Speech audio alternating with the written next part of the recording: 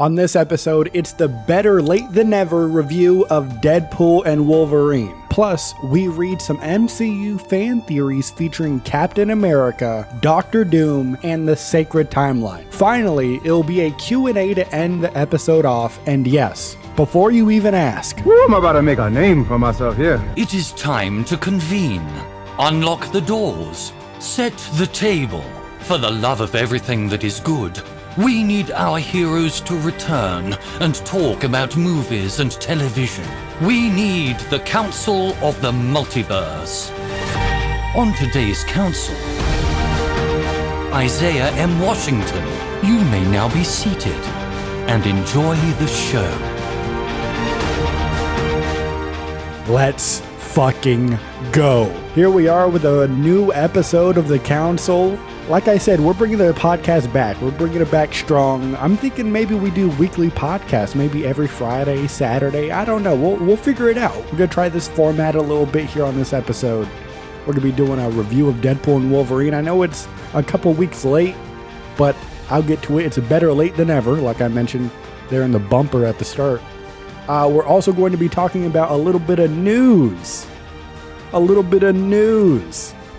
And why don't we do that right now? Why do I just stop teasing it and actually do it? So, fair warning, it's been a couple weeks. I know my review is late, so this warning probably doesn't matter, but we're going to be talking Deadpool and Wolverine spoilers starting right now. 3, 2, 1. All right, so first piece of news is that Channing Tatum wants a Gambit movie to still happen. He made that appearance in Deadpool and Wolverine, which we'll talk about in just a moment when we get into the review. But Gambit may get his own movie, possibly. Do I think it's actually going to happen? I don't think so. I don't think they're going to give him like an actual movie, especially in this timing before they got the Avengers movies and stuff. I don't think he's going to get an actual movie. However, that doesn't really matter. What matters is that he clearly has a lot of interest in continuing to play the role because he was waiting years to play it. With all of the success that Gambit has seen since the movie was released, this might entice Marvel to bring him back. So he's probably not getting a movie. I think if you're expecting a movie to actually happen, I think that's a little far-fetched. I don't think it would happen. I think the most you would get in terms of like a Gambit Channing Tatum led project, I think maybe, I don't even think it would be a series on Disney Plus. Maybe they do a special presentation. Maybe they do that where it's, maybe 45 minutes long. Just a cool, fun, comedic special presentation that could be a lot of fun. Maybe you have Ryan Reynolds, jump in the Deadpool suit again, or they just have fun for about 40 minutes. I think that's the most you can get other than Gambit making another cameo appearance. Either way, I think this is good news. Channing Tatum still wants to do it. Marvel is probably very open to bringing him back, seeing all the hype and fan support. I think we'll see him again. I'm very excited. I want to see him again. I really do. Especially when you think about X-Men, they're probably not introducing the MCU version of the X-Men until after Secret Wars. That would be my guess. Because I doubt they would bring out an X-Men movie between the two Avengers movies. I doubt they would do that. That would be really cool if they did, but I just think we're going to have to wait until all of Secret Wars is done before X-Men gets properly introduced. So if that's the case, let's mess around. Let's have a little bit of fun with Gambit before the reset, and then you bring in an actual mainline MCU Gambit. I think that could be a lot of fun. So I just want to mention that. I just want to put that out there. I'm excited. I want to see him back, but he's probably not getting his own movie. So let's don't expect anything too big. But since we're talking about, let's jump right into the review. It's not going to be a lengthy review, but it's going to be spoiler filled. Just some things that I think are noteworthy to mention, right? Things that I felt. I'm not a actual film reviewer. Maybe someday, but right now I'm just going to talk about what I liked, maybe what I disliked. I'm not going to go into the nitty gritty. Deadpool and Wolverine, though. I've watched it 2 times. I may go see it a 3rd time. I'll be honest. I've been talking about it. It's probably, there's no rush to see it a 3rd time, but I do want to see it. It's a fun movie. It's a real fun movie. It works in multiple ways, even though I've seen since the movie came out, people have been saying, and I agree, the weakest part of the movie is the plot in terms of not necessarily the character arcs. I think they have good character arcs. I don't know, when you have like so much going on in a movie like this, it's hard to give even the leads strong character arcs. So I wouldn't consider either of the arcs, Deadpool or Wolverine's character arcs, I wouldn't say they're strong, but I would say they're strong enough. I cared about their arcs, and they came to a good conclusion, a resolution that I felt good with by the end of the movie. But that leads to a common critique of the movie, is that the story wasn't the strongest part. They were doing a lot of things. However, the things that they were doing besides the story itself, incredibly good. The usage of the TVA and Mr. Paradox, I thought was great. Even though, I'll be straight up honest. Right now I'm talking about what I liked, but I think it's equally important to talk about what I disliked. One thing I don't like about the TVA right now in this movie is I thought the whole point of, spoilers for Loki season 2, with Loki, becoming the god of stories and cleaning up the timelines, and, the TVA, I think her name is B15, or it's B something, I forget. But the lead of the TVA now, or at the very least, like one of the leads. I thought at the end of Loki season 2, I'm like, okay, until like maybe Secret Wars or Avengers 5, because at the time that was going to be Kang Dynasty, whatever is going to happen in the future, I thought until then, the TVA is going to be chill. It's going to be one vision. Everybody's going to be in agreement. They're going to stop pruning. They're going to save innocent lives. They're going to keep an eye on stuff. Make sure no Kangs pop up. Just make sure the multiverse is in safe hands. I thought that's what they were going to go with. And then, like I mentioned, in the future, Kang, Dr. Doom, whoever it's going to be, is going to mess it up, right? Muddy the water. Then the TVA is no longer pure, and then problems would arise. So it was a little bit jarring and a little confusing to me, that's where we left off on season 2 of Loki, about, what is it, like half a year ago or what, or like maybe a year ago at this point. That's where we left off. And then this is the next time we see the TVA, and the majority of the TVA exposure in this movie is with Mr. Paradox and what he's doing.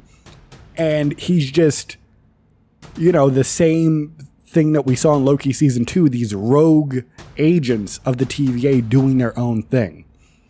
And it, like I said, it's just a little bit jarring, because I thought we were like on a common vision.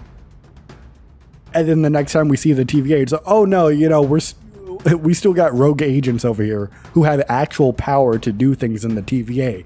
And it kind of just, in my eyes, it makes the TVA look like a bunch of fools still, because it's, how did you let this fly under the radar? How is this still happening when you got this new leadership? I don't get, there's like a disconnect for me. I don't get how this is happening.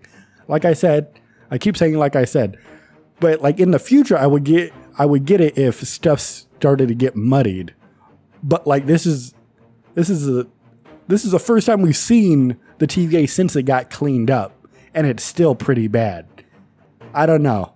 Maybe I'm getting hung up on it. I keep talking about this. I've been talking about it for a while before I talk about the rest of the movie. But it was just the glaring thing where I was just confused about it the entire time. Other than that, though, Mr. Paradox, highly entertaining. Match Deadpool's energy perfectly. Very good stuff. Deadpool in the movie, everybody's already saying it. You probably heard it. The movie came out a couple weeks ago. I don't have too much else to add other than Deadpool is great. Ryan Reynolds is great. The comedy is great. Wolverine.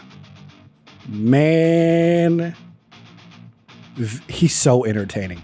When he went off on Deadpool in the car Dude, I think I've watched that monologue. I guess you could consider a monologue, yeah, where he's going off on him. I think I've watched it maybe like 10 times. 10 times. It's incredible. And I never even considered it heading into the movie because they were talking about, oh yeah, it's not going to be the same Wolverine from Logan. That one's dead. We're not going to ruin that. It's going to be a variant. And I don't know, maybe I just didn't think about it long enough, or I didn't put two and two together. But I thought it was absolutely genius if they're not going to bring in the Wolverine that we knew before, it's very smart for them to have brought in a Wolverine that they say is the worst one ever, and then make that have the redemption arc. It's very simple. And again, I think if I thought about it long enough, that would be like a reasonable thing to do, because it's like, okay, you bring in a new Wolverine that people don't know. How do you get them to care about this Wolverine? Oh, well, you make him the worst, and then over the course of the movie, he becomes the best. Or he becomes as good as the one we knew before. It's very simple, but it's incredibly genius. I thought that it just allowed Hugh Jackman to play the role differently than he did before, but also, in a weird way, the character ended up pretty much exactly the same as the other Wolverine.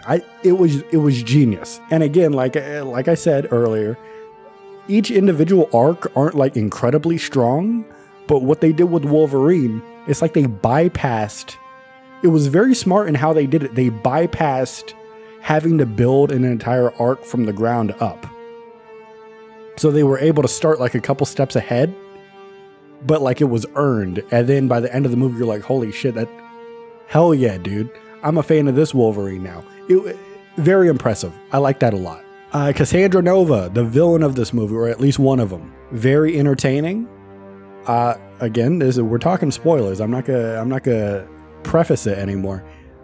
They did the MCU thing, the thing where they kill off all of their best villains.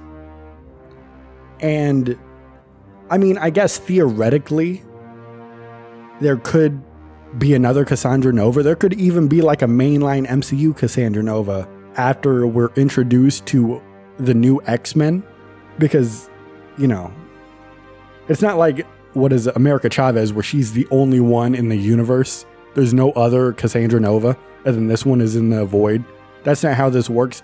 There could be another Cassandra Nova, but it still is just, oh man. I don't know, because she was really cool. She was really cool, and I don't know. I feel like, even though I just said they could bring in another Cassandra Nova, them killing her off here when they didn't have to kind of makes me think that they don't plan on bringing her back, which disappoints me because we haven't even gotten our Charles Xavier yet, and that could be a fun dynamic with this Cassandra Nova versus Charles Xavier.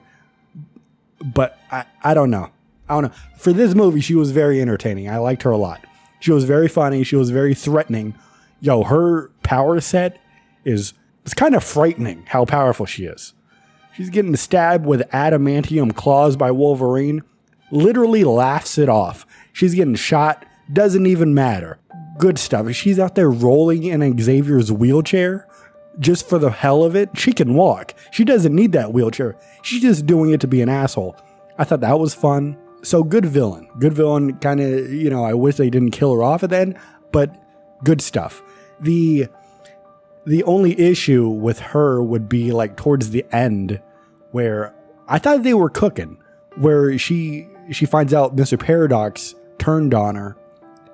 So she's like, you know what, I'm going to go after the TVA now. I'm like, oh, they're kind of cooking. Okay. But then it just turned into, oh, I'm Cassandra Nova. I like being the leader here in the void, so I'm going to destroy the multiverse. So only the void matters, and I'm going to be at the top of it. And it's like, all right, brother, we're now getting into very generic villain objectives. And it's like, okay, man, I will now take over this Time Ripper and use it for myself. It's like, all right, I mean, okay, all right, dude. So it kind of like fell off towards the end, But before that, very fun stuff with Cassandra Nova. All right, the cameos. Real good cameos. Chris Evans coming in as a Human Torch. Like, what do we got to say? What else is there to say that hasn't been said already? It was phenomenal. It was so fun. And it's one of those cameos that, like, going into the movie, he would probably be on my top 5. Because it's just, from what I've seen from Chris Evans, he's always been open to returning to that character. And, you know, especially, this is the biggest point. Chris Evans made a cameo during Free Guy when Ryan Reynolds was doing that fun MCU thing at the end with the fight. So it's like, okay, they clearly made a connection. So it's entirely possible. So if I was sitting in the chair right before the movie started, you came up to me, you're like, hey, give me your top 5 people you think you're going to show up as cameos, I probably would have said Chris Evans as Human Torch. But that did not make me any less surprised or excited when it happened. And then how they killed that dude, that shit was crazy. I couldn't believe it. I'm like, they really did this. They really did this. Because I think up until that point, besides like the credit sequence, the violence and stuff wasn't too crazy. So it was mainly just the dialogue and them getting to say shut the fuck up whenever they wanted. That was the only thing that reminded me while I was watching it up until that point that it was R-rated.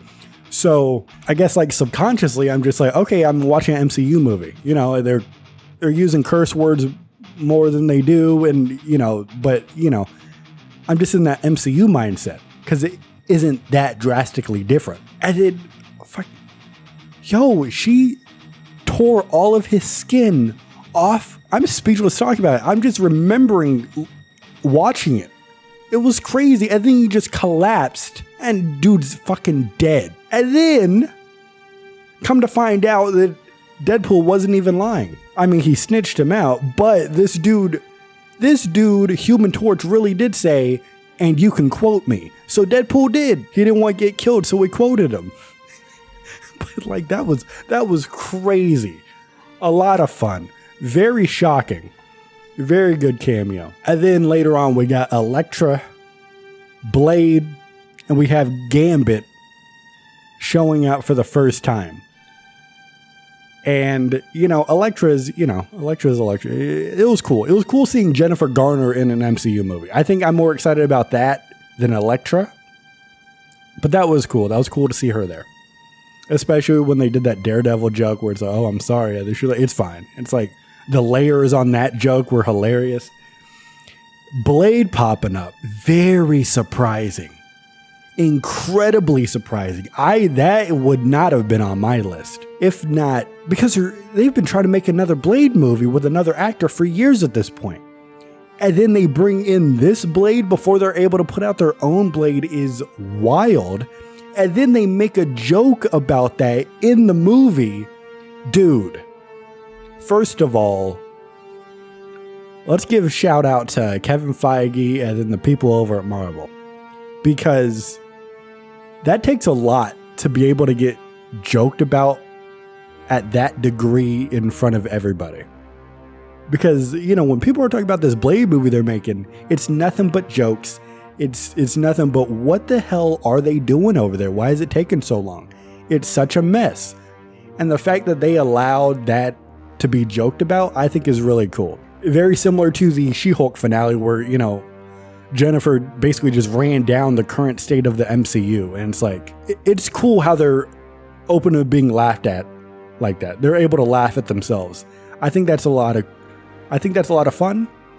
It's cool that they still have that spirit even after, I would say it's been a mess with the Multiverse saga. It's still cool that they're open to being laughed at like that. But also still very surprising that they did it. It's just props to them. Good stuff. There's only one Blade and there's only ever gonna be one Blade. What? What do you mean?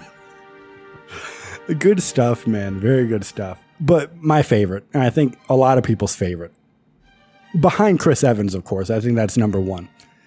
But Channing Tatum coming out as Gambit. He's finally able to play that role. He's wanted to play it for years.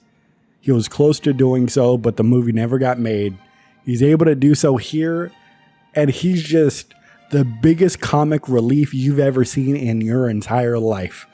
And it works on every single level.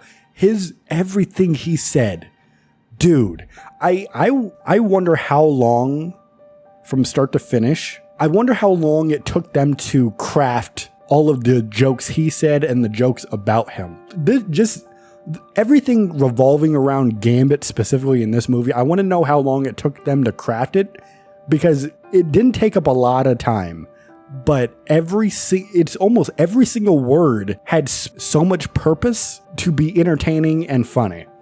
Like, I don't think they missed on a single joke. Masterful in how they portrayed this character. And again, it's comedic relief. They played it up. He was basically a parody. He just existed there to be the one to get laughed at instead of Deadpool, it changed the dynamic a little bit. Well, it changed it, I would guess primarily to where Deadpool isn't getting punched all the time, where he's doing the punching and he gets his jokes in. So Gambit was able to be the punching bag. And just every joke, it's, the more popular one, I'm about to make a name for myself here. And his accent is utterly ridiculous. And I didn't know my daddy, but I sure as shit shot out of my dad's dick ready. What? He shot up at my mama. I said, "What's up, doc?" Huh? Yo, who is this guy? And then just the meta jokes where it's everybody else. He's the only one that we haven't seen before in another movie or anything like that.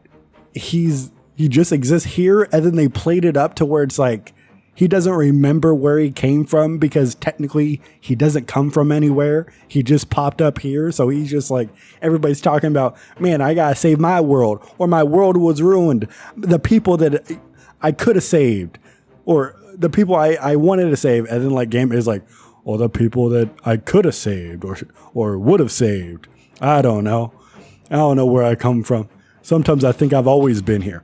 His jokes were just banger after banger after banger after banger. And then on top of that, this dude wasn't just a punching bag. When he got into fighting, dude, the effects they did on the cards and stuff, incredible stuff.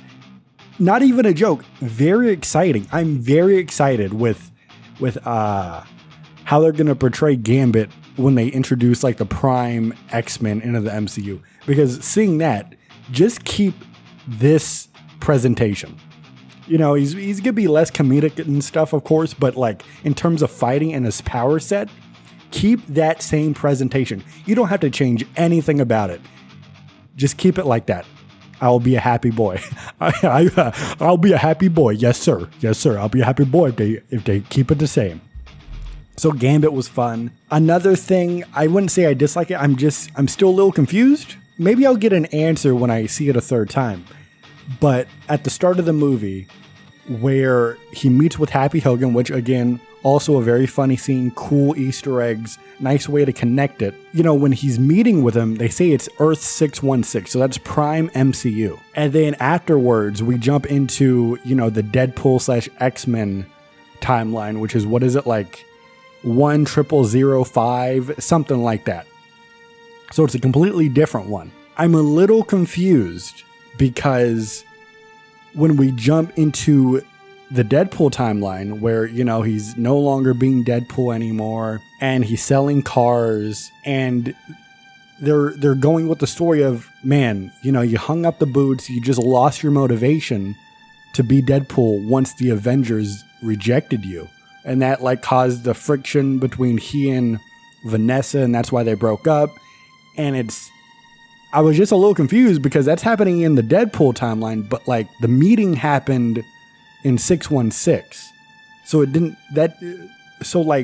the Avengers exist? I don't know why they changed the timelines. Why didn't he just, I guess logistically speaking, the Deadpool timeline can't be 616, or else you're going to have a bunch of questions like, why were the Avengers never mentioned before this? I need to see it a third time. I'm confused as to how and why that meeting happened in a different universe. But like, if it happened in a different, did he like with Cable's mechanism? Are they able to travel different timelines? Because in the movie, I thought they could just go back and forth in time. I didn't know they could do timelines, but like that's a small thing. Okay, I could say, I could see that. Okay, they could go to different timelines as well. But it's like, why is he? All right, here's my thing. If the Avengers, I know I'm going on a tangent, but if the Avengers don't even exist in the Deadpool and X-Men timeline, then why does he want to be an Avenger?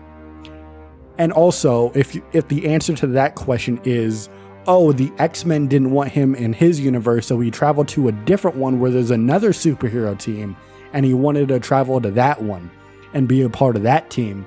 Okay, if that's the case, then when he gets rejected from that timeline and then comes back home, why does that rejection get mentioned? Like Vanessa and Peter and everybody who knows about that, how do they know about that if it's not in their timeline? And also, another question is, if he traveled to another timeline to join another team, if they said yes, if the Avengers said yes, was he just going to leave his old timeline just in general? Was he just going to hop timelines and not look back? If so, when he gets abducted by the TVA, why does he care so much about his timeline if he was planning on leaving it in the first place? I don't know. It's probably simple. It's probably not so simple because I think I would understand it on a second watch, but maybe they imply something. I'll have to watch out for it. But just right now, that's what I'm confused about on the different timelines and the meeting. I don't quite understand the logistics and ramifications of why they're different timelines. I don't really get it. Nonetheless, though, like, the Deadpool character arc isn't incredibly strong, but I think it's good enough. I liked it where he's like, yeah, I know I make a lot of jokes, but like when it comes down to it, I do care. I want to do something that matters. And I like that a lot because at the end of the movie, he does do something that matters. He saved an entire timeline. So I thought that was good. The Deadpool and Wolverine fights, because there's multiple, insanely entertaining. And I thought they were really good. I think they highlighted both of their strengths very well. It was a more even fight. It was Wolverine with just complete brute strength who just will not stop. He just keeps going. But also from time to time, Deadpool can like outsmart him and, juke him and then get his own attacks in. And then Deadpool is also incredibly violent. So it's just them going back and forth. Is Wolverine's speed and strength going to outpower the wit of Deadpool? And just kept going like that. I thought that was a very fun dynamic, making their fights a lot of fun. So we talked about the cameos, we talked about the comedy, we talked about the action, we talked about the character arcs. So I liked all of it. Again, the story itself is the weakest part, but I think in this specific circumstance with everything this movie is trying to do, I'm willing to take the hit. It'd be a different story if the comedy was like bumped down as well, in favor of the cameos and the MCU mentions and stuff. But like they did a great job on everything except the story. And the story isn't bad. It's just the weakest part of the movie, right? It's literally a vehicle. They joke about it in a meta way, but like kind of literally, it's kind of just a vehicle to get to the fun stuff, to the action, to the jokes, to the cameos. It's kind of just a vehicle. And they knocked everything else out of the park, so I think it justifies a weaker story. Because leaving the theater both times, even with that weaker story, it's just, they knocked it out of the park, and the movie just has heart. It's just, watching it, you just know they're doing what they can to make you enjoy yourself and have fun. I appreciate that a lot. So it's not the best MCU movie. However, everything they did was so good that I'm tempted again to watch it for a third time. I don't think, maybe like Infinity War might be the only other MCU movie that I've seen 3 times in a theater. I don't even think I saw Endgame, but that's mainly because I was like busy around that time. I saw Endgame twice, I know, in theaters. I don't know about a third time. I think Infinity War is the only MCU movie that was so good that brought me into the theater where I'm like, I can't wait for it to go on streaming to watch it again. I need to see it a third time in theaters. So this is high praise coming from me. And I'm just talking about my thoughts, of course. You could say I don't give a fuck about what you think. Of course. Of course you could think that. But for me, I think that's like high praise. I think that's the best thing I could say about this movie. I want to see it for a third time in theaters. It's a good time, man. It's a good time. So those are my thoughts on Deadpool and Wolverine. I know it's a late. I've seen it twice. Some people have seen it a third time. Some people may even see it a fourth time. Most of what I said, probably not new for anybody, but I just want to get this out there, tell you what I think, get my thoughts out there, put it on paper, get this on tape, that I like the movie a lot. I think they did a good job. I want to see Gambit again. I want to see Wolverine again. I'm excited to see Deadpool again because I know, like Kevin Feige and Ryan Reynolds in the media promoting the movie, they're just like, oh yeah, we're putting out this movie. We're going to see where we go after this. They're kind of just like being vague about it, but it's like, there's no way we're not going to see Deadpool again. There's no way.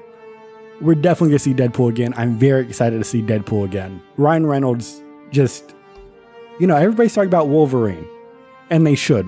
Hugh Jackman is great. Ryan Reynolds, also just perfect for this role, is still perfect. It's just, he gets it.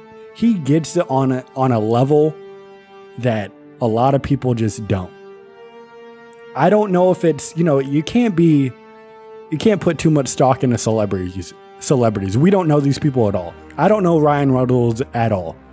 All right. This could all be just him acting. He's putting on a persona, right? So I don't know if he actually cares as much and is an actual fan of this stuff as we are, or if he's just putting on that persona. Either way, it doesn't really matter to me. I appreciate it nonetheless because I feel like he actually cares. Again, he could not care and just is putting on a show that he cares. Either way doesn't change the way I feel. I feel like he actually cares, and I really appreciate that. The Deadpool movies are very good, including this one. If you haven't seen it, if you listen to this whole spoiler review and you haven't seen it, go watch it if you're at all interested. It's just a fun time. And if you have seen it again, maybe think about seeing it again. All right, so that's the Deadpool and Wolverine review. Very good stuff. Now, before we get into some fan theories, maybe this becomes a reoccurring segment on the show, the fan theories. We'll get into that in a second. I do want to mention, because it relates to Deadpool and Wolverine, it's going around that Robert Downey Jr., he's been in the news a lot since Comic-Con, including this one. Robert Downey Jr. was incredibly close to making a cameo in Deadpool and Wolverine as a Tony Stark variant. He was very close. I don't know if the details have been confirmed, but the what I hear and what I've read is that, they wrote lines down for the cameo and they went over the lines and stuff. They were so close that they just didn't get to filming the cameo. I bring this up, first of all, because that's crazy. That is crazy. I wonder if they did film that cameo, like what would happen? Would it be like, because I figured the Doctor Doom deal was in discussions within the past few weeks or maybe like a month or two ago. It's pretty recent where they were putting this deal together. So I'm curious as to if they actually filmed the cameo. Would they have still aired it in the movie and then announced RDJ that weekend for Doctor Doom, or would they have scrapped it and then they're like, oh yeah, we'll release this some other time, when we re-release Doomsday or whatever the hell. Very interesting. Would it have changed anything? I don't know. Maybe he films that cameo. He knows it's coming out. Maybe Robert Downey Jr. doesn't want to come back. I don't know. That's not very likely, if you ask me, which I'm asking myself that. I don't think that's very likely, but like anything's possible. I feel like that's pretty big news that he was already in heavy talks to play a Tony Stark variant. And you already know I'm going to wrap this around to our previous podcast episode where we talked exclusively about whether or not Robert Downey Jr.'s Doctor Doom should be a Tony Stark variant. I'm going to wrap it around to that discussion. That's another reason that supports the thing where I think they should do a Tony Stark variant for Doctor Doom in Doomsday and Secret Wars. If Robert Downey Jr., before this news even came out, was this close, and this is a podcast, you can't see me, but my fingers are very close together. If he was this close to coming back to the MCU to play a Tony Stark variant, I don't know, man. I think there's, some smoke to the fire to the theory that he is going to be playing a Stark variant. Because if the actor himself was about to return and has interest in playing that and working with that dynamic, I think that says a lot to what we could be seeing in Doomsday. I really do. I think we're going to be looking at a Victor Von Doom, whether they call him Victor Von Doom in the movies or not. I think that version is going to be a Tony Stark variant that is Doctor Doom. I think that's what it is. And again, if you didn't listen to that previous episode, that's what I personally think they should do. I think that's the most exciting option, is him playing a Tony Stark variant. So I'm excited seeing this where he almost played this in a cameo. I think it makes it all the more likely as to what we're going to be seeing later on. All right, let's get into these MCU fan theories. I have 3 theories, and I want to put this out there. I found these on the Marvel Studios subreddit. I have only read the titles of these theories. I have not read the bodies. I have no idea what the theories are underneath the surface level. I've only, I clicked on the link to see if, I'm not going to do a theory where it's only 1 or 2 sentences. So these things have at least a paragraph of explanation. I haven't read those though. So we're going to go through these. We're going to see if we can have some fun. And then we're going to talk about our thoughts and what we think, whether it's likely, how we feel about it and stuff. This could be a recurring bit if we like this enough, because I think this could be fun. All right. So this first one comes from username The Stick. It's the word the STICCQUE. Maybe The Stick? It might be The Stick. All right. The title is Endgame Theory. Old Captain America is not the original Captain America. All right, let's see what they're talking about. Let's see if they're cooking. All right, and I quote, "Recently thought of this while reading through another post. So sorry if this is something you have already seen."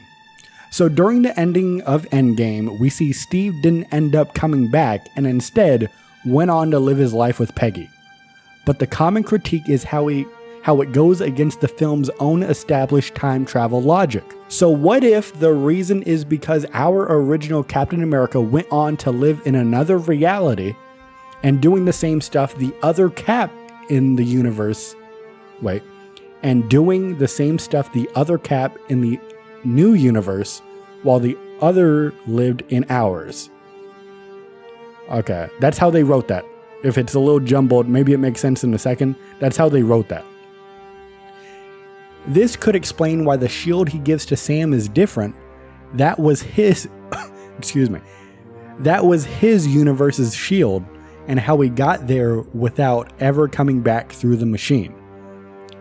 This could be the natural course of the timeline and why it was never pruned by the TVA.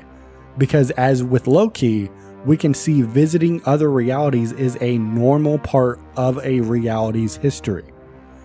Thoughts on how well this could work out? Or if there's any obvious holes I'm missing? Okay. This is the now age-old debate. Is it the same Cap? Are there 2 Caps in the same timeline or what?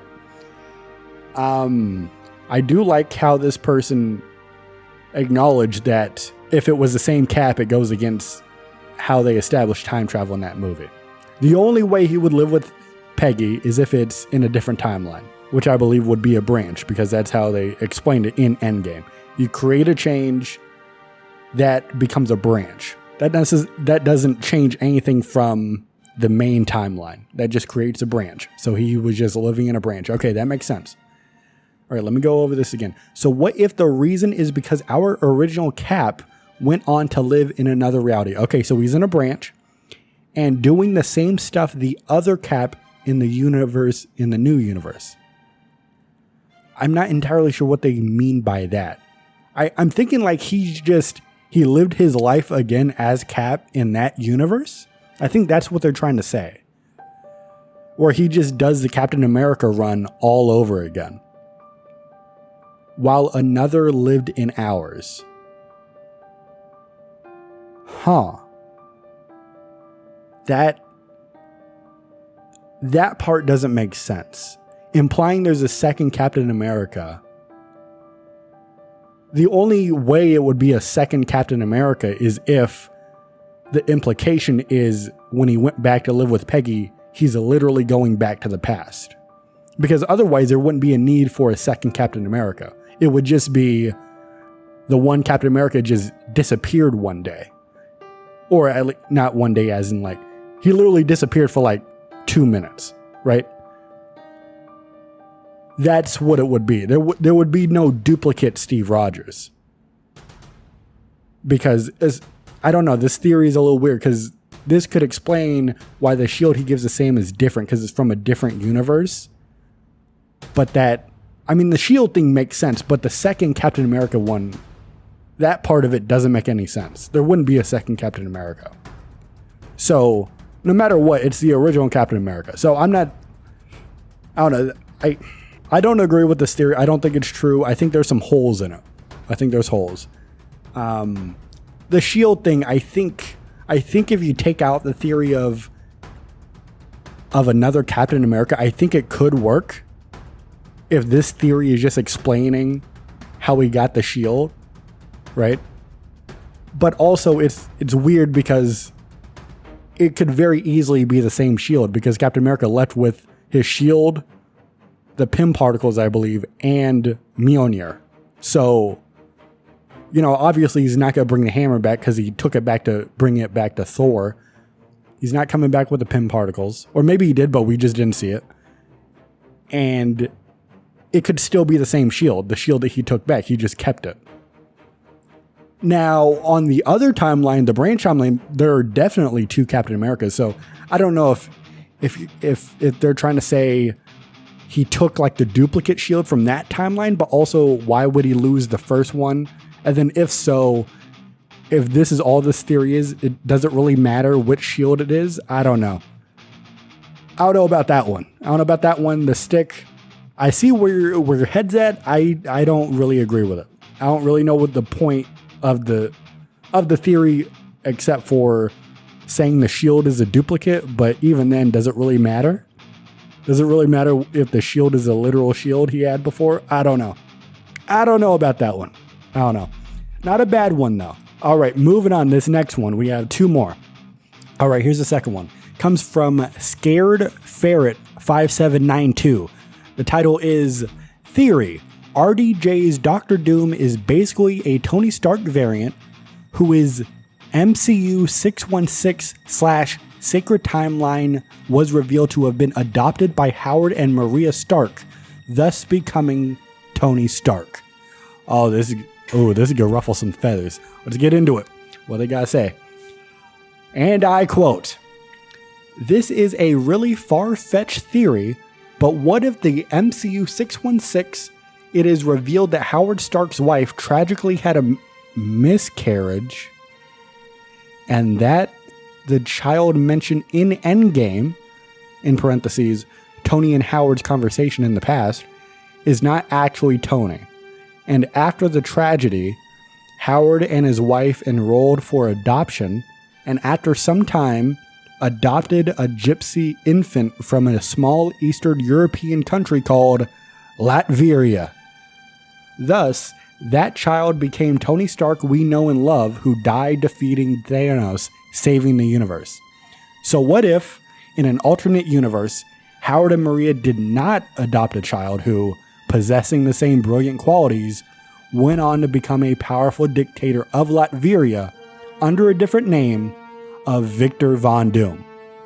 This variant, however, did not get the upbringing of 616 Stark. the same love from his foster parents, his love life with Pepper, mentorship of Peter, etc., which molded him to become a more violent and obsessive figure. Instead, due to his harsh upbringing in Latveria, further fueled his inner paranoias, which he was unable to overcome. In parentheses, a quality 616 Tony also possessed of a suit of armor around the world, but ultimately overcame it. This origin story would fit with not only the existing lore of the MCU and Downey Jr.'s casting, but will also maintain the tragic and nuanced comic origin story of the character. Alright, this one's got some layers. First of all, Scared Ferret, I want to give you props. Whether we like the theory or not, we're going to talk about it. Whether we like it or not, I do appreciate all the thought. There's some thought put into this. There's a twist on it. There's some layers. I appreciate it. It's a theory. It's a theory for sure. This is one of the theories of all time. Now let's talk about whether it's good or not. So the Howard Stark's wife tragically had a miscarriage, and that child mentioned in Endgame is not actually Tony. I think that's like the biggest part I don't like. Not in terms of the content of it. Like if you want, I don't know. Like if you want to do a commentary on miscarriage and the struggles within that, I'm not against that. But I just don't really, it ties into the point of it's making it more complicated than it needs to be. Saying that, you know, that child was not even going to be Tony in the first place, I don't know, just introduces complexities that aren't really necessary. And it's with the way the MCU works, especially in the movies, you know, the shows get a little bit more leeway. They have more time. They could go into deeper level on some stuff. For the movies, they try to keep it surface level, other than like things they need to like give, you know, concrete details on. But like for the most part, they try to make these movies like, accessible and easy to comprehend the stakes and stuff. They try not to complicate things too much. So I think it would be a tough sell to explain like, oh, hey, yeah, that guy Tony Stark that you knew throughout all those movies was not actually the literal child of Howard and Maria Stark. He's actually adopted, and also Maria had a miscarriage too. Which, don't worry about that, because that's not Tony, but that's just because we have to explain why Howard was excited about a child coming up in Endgame. It's a lot of work and a very dark twist, which again, I'm not against, but like if you're going to go that route, I feel like you should spend some time on it, and there should be another reason. There should be some deeper meaning as to why you're doing a story like that, and except for just like doing it. I feel like you'd be making light of a serious situation like that, just to like, so you can excuse this one aspect of Avengers Endgame, right? And on top of that, the later part of the theory isn't bad. Like, you know, that version of Doctor Doom not having all the tools that this Tony Stark had, so then he turns out wildly different. I like that a lot. You could even make the alternate version adopted and stuff. You could do that for Doctor Doom. You don't have to mess with it's not necessary to mess with the lore of the Tony Stark in this universe. Like we don't even have to touch it. We could do all the explanation on the alternate timeline, because there's been rumors, and I think it's pretty likely that Doctor Doom is going to appear in Fantastic Four First Steps, or at the very least, you know, like a post-credit scene. But he's going to be introduced. We're going to see him for the first time in that movie. And it's already been confirmed that Fantastic Four is happening in an alternate universe in the 60s. And those are completely separate things, by the way. I'm not saying in an alternate universe and also in the main MCU in the 60s. It's set in the 60s in an alternate universe. I should have said that. I apologize. So, though the Fantastic Four is already coming in from an alternate timeline, whether or not they're going to migrate into the main MCU after their movie, we don't know about that yet. But if Doctor Doom is going to appear, it's very likely he's going to appear for the first time in that movie. That Doctor Doom is already going to be from that alternate timeline.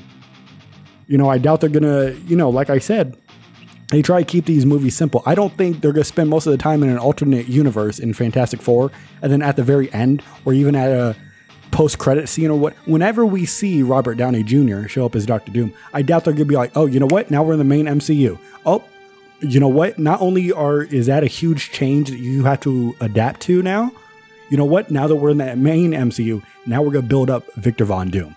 Like, that's a lot of stuff you got to cram into a movie that's mainly going to be taking place in another timeline. So the first part of the theory, I'm not a huge fan of.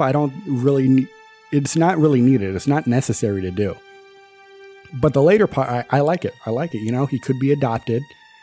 And the theories I've seen, I haven't seen too many theories pop up so far because we don't have much deals, but the theories I've seen before this are the inverse, where it's literally Tony Stark, but some people have said oh yeah, they take a family vacation to Latveria. Something happens, his parents get killed.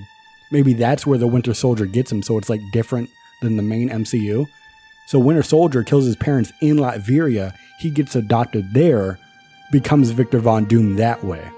So it's Tony Stark becoming Victor Von Doom. And I like that theory. I think both versions can work, including this one. So that later part I like. It's just the first part I don't really think we need to do all that. That's getting very complex when we don't really need to. All right, moving on to the final fan theory. This one comes from user Tralkiki. Tralkiki. Tralkki. Tralki. So here's the title. The first time we see the sacred timelines, Tony Stark was Iron Man 2. Let me say that title one more time because, this might be quite the theory. The first time we see the sacred timelines, Tony Stark was Iron Man 2. You've piqued my interest. Let's see. Iron Man 1 and the Incredible Hulk are in different universes than Earth 616.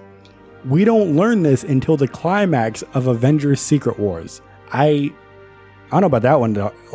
I'm still with you on this ride. I think that's pretty late to have a reveal like that. War Machine meets himself on the battlefield. He asks him, "Who are you?" He says, "War Machine." Lifting their visors, it reveals Don Cheadle and Terrence Howard. Okay. Later, we see Smart Hulk run into Hulk. Turns out it's Mark Ruffalo and Edward Norton. At almost certain defeat, when all the heroes seem about to lose, we see Iron Man, Robert Downey Jr., show up. From the very first Iron Man movie, I think this would be a really cool way for them to acknowledge that there was recast in the early Marvel films and just say that they were variants, but also make those variants the key to winning Secret Wars. It would be a complete mind blow. Okay. I do agree with that last part. It would be a complete mind blow. It would blow my mind why they would do something so crazy and not necessary at the very end of their biggest movie ever. Why do there's no need to do this. I'm just gonna say it point blank. There's no reason to do this. We don't need to give reasons for recasts. A recast is a recast because you are recasting the role. We're not supposed to acknowledge that it's a different actor. We're just supposed to keep going as if it's the same character. We don't need to give reason. We don't need to go and be like, oh, hey, that one Hulk movie? Yeah, that was a different actor. We need to give a reason for that. We don't need to give a reason. That's just the same character. And other than, I don't know what would be mind-blowing about it other than it being completely ridiculous. Because other than saying, oh yeah, those people are from different universe. Okay, so okay, and? You know what I mean? Okay, and? What about it?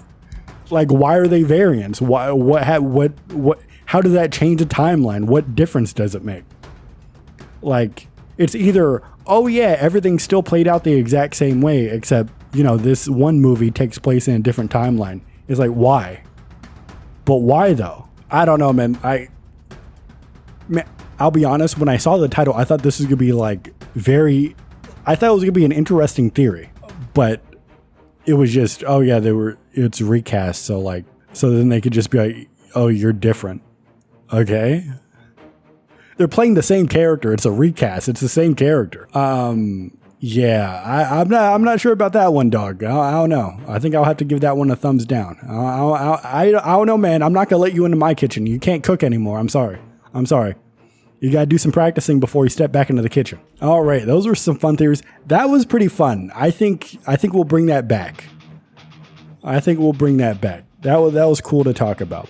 Those are some interesting theories, to say the very least. All right. Before we head off here, another possible reoccurring segment. We're gonna do a little Q&A real quick, a little mailbag. I don't know what we're gonna call it. The podcast isn't very popular right now. You know, we're just getting started here. So we don't have too many questions. And by that, I mean we have one single question. And that question is, we've been asked, what is your favorite single MCU movie or series? All right. I have an instant answer. My favorite single MCU movie or series, hands down, put your hands down, please. I'm talking here, is Agents of S.H.I.E.L.D. I know. Listen. Oh, but it might not be canon to the MCU. Listen. It's not an officially produced Marvel Studios series on Disney Plus, or it's not one of the movies. I know, I get all that, but man, Agents of S.H.I.E.L.D., it's borderline perfect. I'm not a big fan of season 5, so that knocks it down from being perfect. Everything else, though, it hits on every different level. It has the best MCU romance, period. Yes, I know you Tony and Pepper, I was going to say apologists, but you enthusiasts. I know you might be like, what? It's better than Tony and Pepper? First of all, spoiler alert, most of the romances in Marvel are better than Tony and Pepper. Let's just be honest here. What? It's better than Captain America and Peggy Carter? You damn right it is. Fitz and Simmons are the best Marvel romance going. It's the best. It's not even close either. It is not even close. I think you had things. If you haven't seen Agents of S.H.I.E.L.D., I'm not gonna give out spoilers, but like I'm gonna give out like surface level spoilers. So if you have any interest in it, you know, skip ahead like a minute or something. But they did Ghost Rider, and the Ghost Rider arc was pretty cool. That show did everything.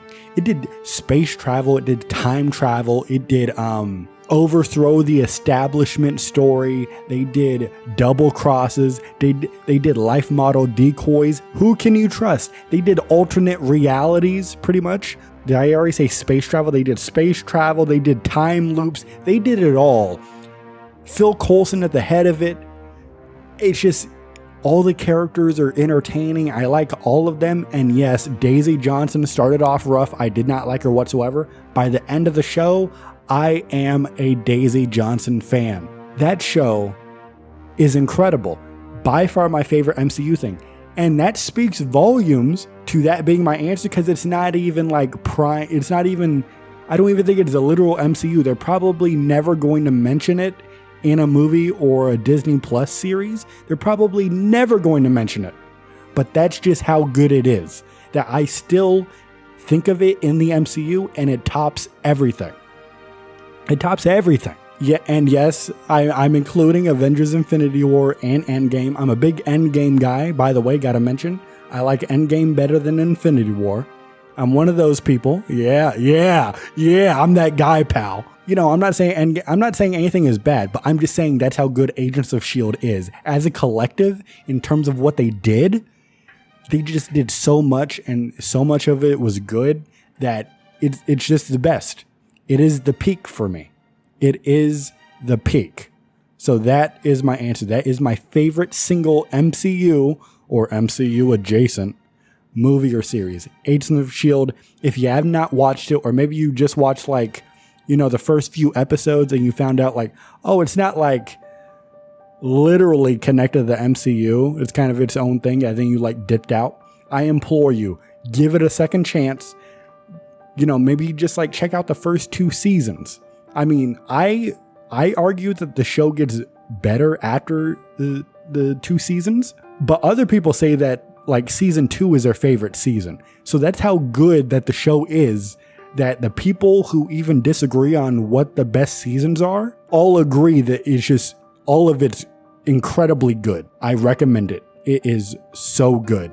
I do not think you will regret checking it out if you have not seen it yet. And man, this podcast was a lot of fun. I think we might do this on a weekly basis. We're not going to be able to do reviews every week, or in about a month from now we will, because Agatha will start coming out. But we had some fun. The theories, mailbag. Once people start submitting more questions, this would be fun. I think we're going to turn this into a weekly podcast. So, Council of the Multiverse. Follow us on the podcast platforms. If you're listening on YouTube, maybe become a YouTube member. Send a super thanks. We'll read it right here on a future episode. But thanks for listening to this Council of the Multiverse. Thank you for joining me here at the Council. This is a big table. I can't believe it fit everybody here. I know some of you are, rubbing elbows, by choice. Okay? It's not mandatory. It's by choice. You're doing it on your own. I'm sad to say, but this room is getting locked up. We got to go back into the multiverse. We got to save this multiverse, man. We'll be back here next week talking more movies, TVs, news, maybe reviews, some more talk, theories, all this stuff. Thank you so much for listening. Hope you enjoyed your time. I enjoyed mine. And when I tell you I'm just getting started, I'm about to make a name for myself here.